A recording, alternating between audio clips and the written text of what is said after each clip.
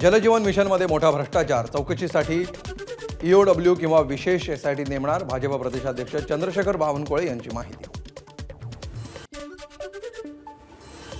माझ्या विरोधात भाजपच्या लोकांनी पैसे वाटले, 50,000ची लीड अपेक्षित असताना फक्त 3,500ची लीड मिळाली.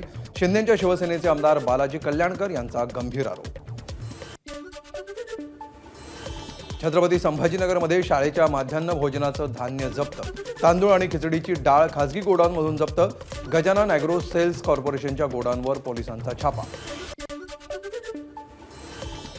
मुंबईच्या बीकेसीतील कुकुम मंडी परिसरामध्ये सिलेंडरचा स्फोट, कुर्ला एलबीएस रोडवरील 2 ते 3 दुकानांना आग, आगीवर नियंत्रण मिळवण्यात यश.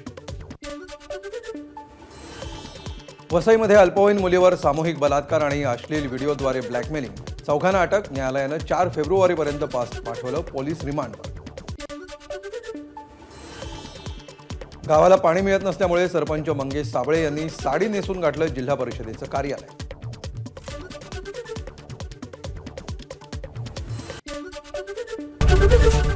एबीपी माझा, उघडा डोळे बघा नीट.